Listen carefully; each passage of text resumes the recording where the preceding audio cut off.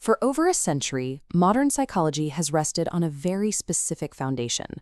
Championed by figures like Sigmund Freud, we inherited the doctrine of etiology, the belief that our current unhappiness, anxieties, and neuroses are the direct result of our past traumas. This framework locks us into a tightly scripted narrative. We become victims of our circumstances, damaged goods shaped by events we no longer have the power to control. But around the same time Freud was building his theories, the Austrian psychiatrist Alfred Adler stepped forward with a radical, highly controversial counterclaim. His claim was that trauma does not actually exist. Adler argued that believing the past determines the present is a comforting but deeply dangerous trap. It provides us with a flawless alibi for our struggles, but in doing so, it completely strips away our agency to make meaningful changes right now. To understand Adler's perspective, look at how these two models operate. Instead of being pushed from behind by past causes, which is etiology, Adler proposed teleology. This is the idea that human behavior is pulled forward by future goals. If we are driven by our goals, then the unhappiness or anxiety we feel isn't an affliction that happened to us. It is a state we actively, albeit unconsciously, choose to maintain. We fabricate our own misery to serve a purpose. Why would anyone choose to be miserable? Because misery is highly protective. By fostering deep-seated insecurities or self-loathing, we build an impenetrable psychological wall against the terrifying vulnerability of interpersonal relationships.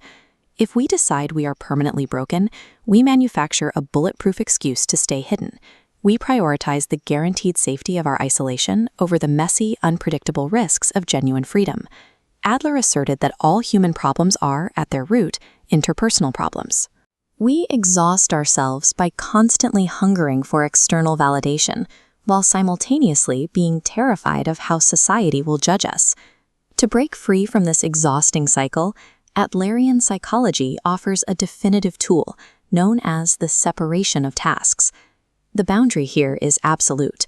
You have total control over your choices, your ethics, and the work you put out into the world. That is your task.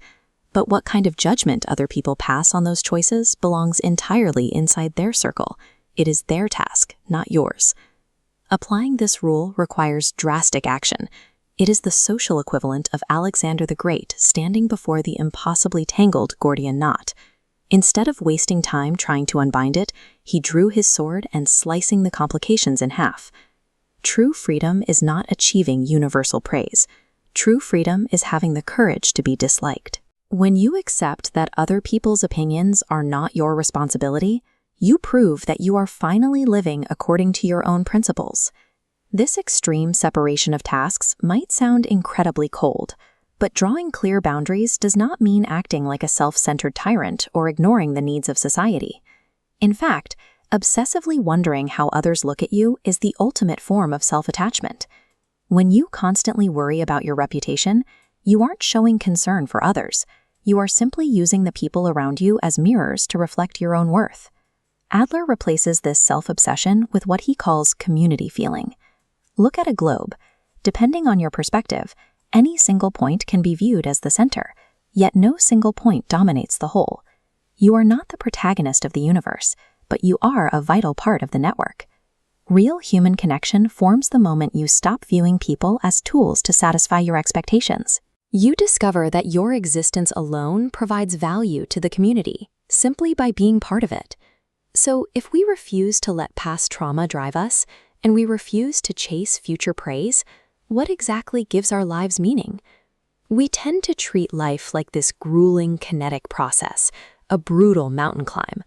Under this view, the present moment is a miserable preparatory phase. We endure the struggle today solely to reach some glorious, validating peak in the future. Adler proposes an energial life instead. Think of it not as a climb, but as a dance. In a dance, you don't race to cross the floor and stand in the corner. The movement itself, the act of dancing, is the entire point.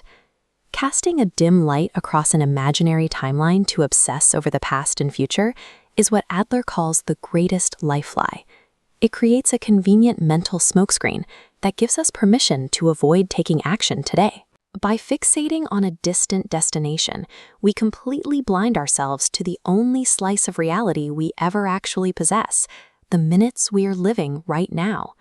The solution is to narrow your focus.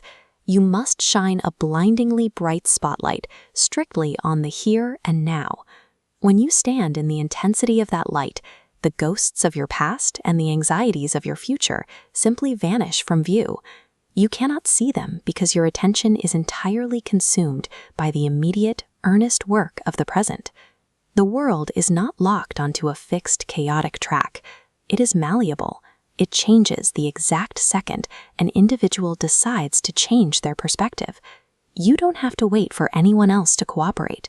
True happiness and real freedom arrive the moment you drop the lifeline of the timeline, leave other people's tasks alone, and bravely start dancing in the present.